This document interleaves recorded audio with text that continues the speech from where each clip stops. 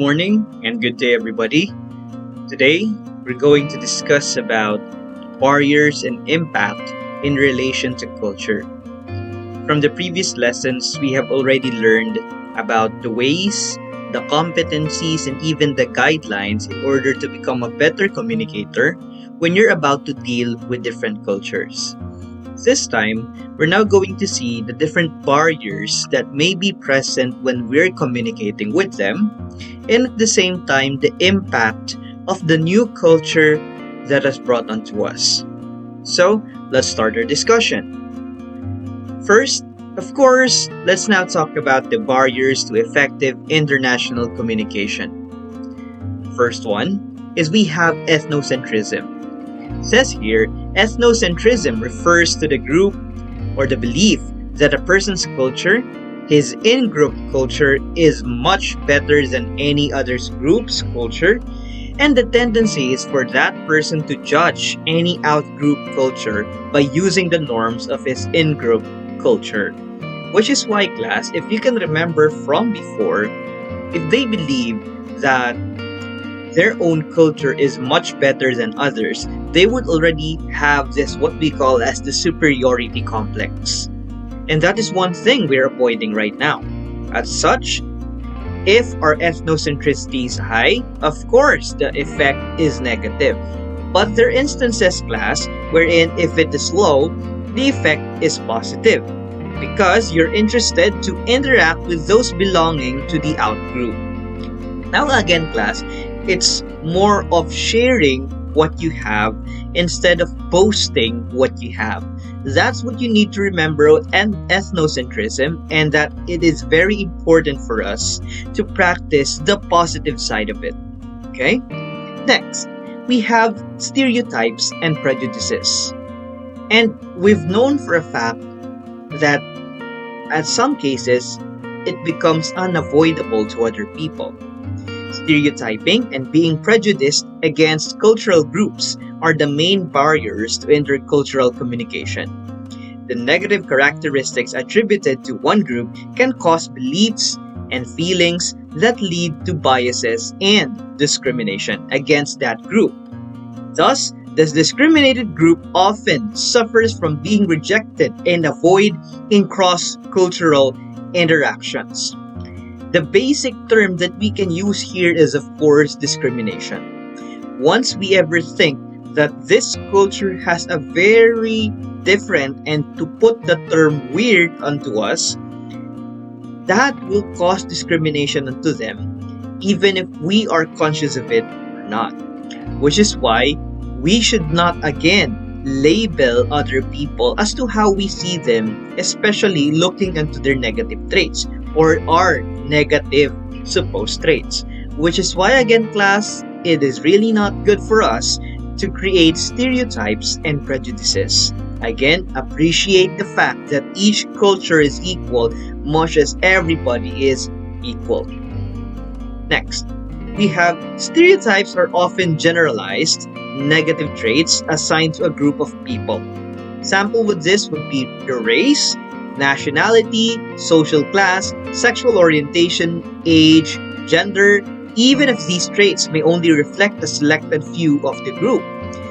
Let's say, for example, we look into a social class which is much lower than us, and then once we see a person, it's like we're making him the representative of everybody in the group, classifying them, putting stereotypes, prejudices, the biases we've discussed. Simply said, class, a stereotype is a generalization of a group or people based on a small sample of these people. Stereotyping or classifying an entire group of people or culture with defining characteristics which are usually unfair and untrue is much easier than explaining the complexities of the uniqueness of specific situations and the individual differences essential in each event. Basically, class, we are to avoid putting labels onto different people, whether it could be on a minority group, a majority group, whether we think that we're lower than them or we're higher than them. Again, that idea alone is already not good, which is why, again, let's avoid stereotypes.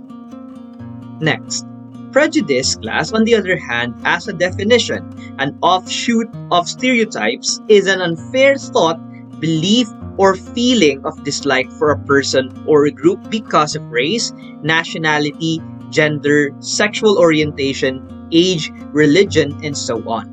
It's like you really don't know the person yet, but because he has been classified into a group which, again, you really don't like, you automatically dislike that person even without knowing him or her better. It is a negative preconceived opinion held by one group toward members of another group that biases perception and provides a reason for discrimination. Let's say, for example, you're not there from Pangasinan and you think of people from Pangasinan with different labels, even if you haven't really met a person yet coming from Pangasinan, or maybe others from other places. If we already think of different perceptions which might not be good, even without meeting a person coming from them, that already shows your prejudice. Now, the next one would be assumed similarities. An assumption of similarity is a baseless, unreasonable refusal to see cultural differences where they exist. This happens, class, when members of one group assume that all groups behave the same, that what is true to their culture is also true to all other cultures. This results in insensitivity to cultural differences. One great example with this would be people from other countries looking now into the Philippines. Again, it is very noticeable that the culture here in Luzon might be much different on the Visayas and Mindanao, and probably also in the different islands that we have. By creating, again, a label into the Philippines themselves, this again can create insensitivity, as what is said, to cultural differences. Okay? Now, at the same time, class, this is baseless. So it's more rather of an opinion of this group or of these persons. Okay? Now, number 6, class, would be anxiety. Intercultural communication anxiety is the fear or apprehension associated with either real or anticipated communication with people from one another cultural group. The fear is often caused by differences in language ability, verbal and nonverbal communication styles, and expression of emotions. Both in-group and out-group cultures may experience feelings of impatience, frustration, and suspicion while communicating or even in anticipation of the interaction, which can then increase anxiety in both parties.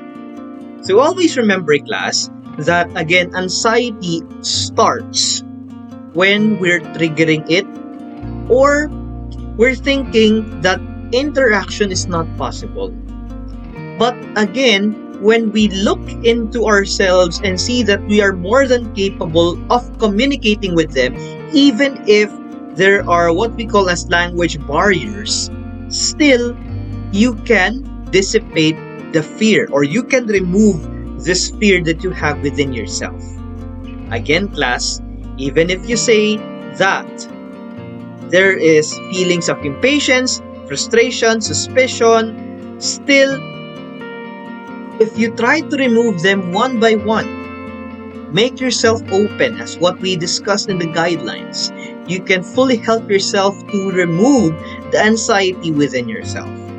And take note, class, this is not just on communication in terms of interculture. Sometimes this is also even when we're communicating with our friends or making new friends.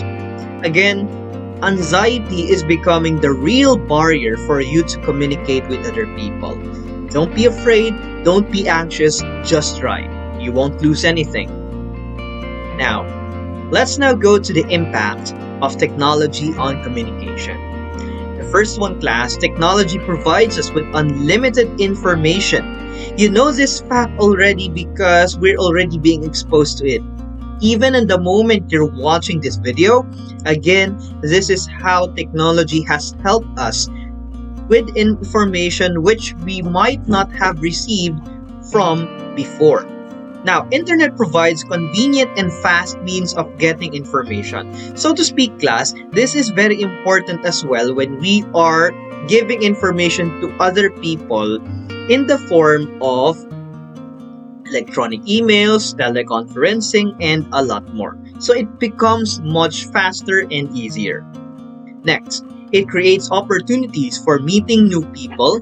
Many online applications enable us to meet new people anytime, anywhere in the world. Haven't you noticed that it has also become a platform, a portal in meeting different people, even from other cultures? Whether you like it or not, again, by just entering social media, Facebook, or probably later on we can call it metaverse, again, it will create opportunities for you to meet people of different culture, and at the same time, you can also learn from them, right? And for others, especially for gamers, right, who are playing online games, usually they meet different people from there as well, communicating with them in the process and learning from each other. Next, it helps us keep in touch with family and friends anywhere in the world. Right now, again, this has become very evident in internet, right?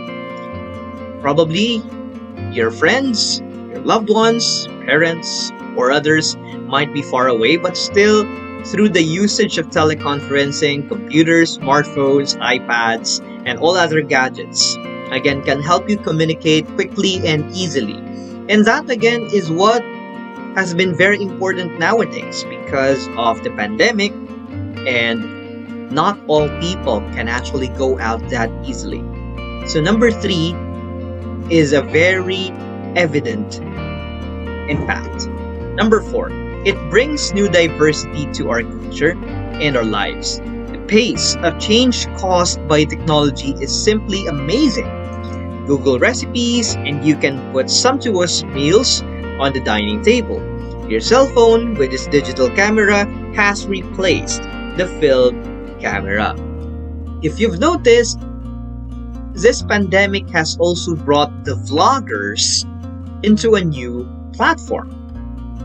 From the vloggers before who were just talking about their lives, this time, even on YouTube, you can see a lot of vloggers who are also giving new ideas, new concepts which we can use now for our daily lives. And at the same time, even with just the phone that you're holding right now or the laptop that you're using right now, it can even be a platform for you to show diversity into your culture and show to the world how we are that unique. Number 5, it fosters better cooperation among different cultural groups. New technologies help companies extend participation in a project to an ever greater number of people, allowing firms to tap into a wide body of knowledge and expertise. Right now, we have seen a lot of webinars in the internet where communicating with people from different countries, different cultures has become very possible. And right now, again, these webinars are also very interesting into our part because it's not like every day you can hear from people from other places. And that again is a great part of the impact of technology in our lives. We are meeting other people from different cultures through again the use of technology. Number 6, it isolates us.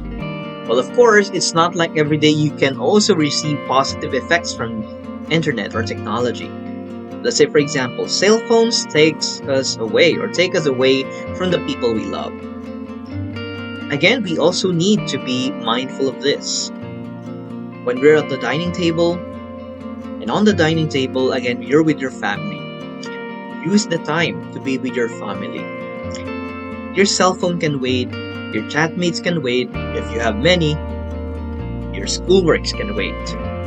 But at the same time, class, never forget your family. Never forget from the people you love who are with you right now. They are more than important than a text from probably mine, right? But of course, we are priorities, you have priorities, we have our priorities.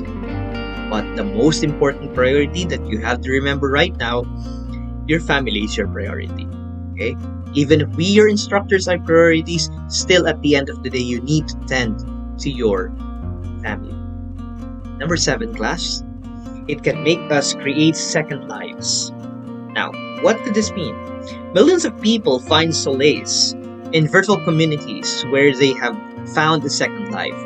You might have heard of SimCity, Farmville, and Cities Skylines, right? Just like what we're mentioning regarding online games. In these social networking sites, users create or choose avatars to interact with other users in anywhere in the world. Right. And right now, there's also the fact of NFT games. If you have heard of Axie Infinity, a lot of people are also communicating through that platform because they've met already a person who is involved in playing the game. They might also interact with each other and meet other players online so that they can learn again something in the process. And of course, have that element of fun, right? So that's again on the impact class of technology. At the end of the day, we are always to remember to manage our time, to manage how we use technology in our lives, because even if we say that technology has a positive or negative effect in our life, still it is up to us on how to pace things up. We are the ones who are really creating the positive and negative effects and impact of technology. Use it well, use it wisely.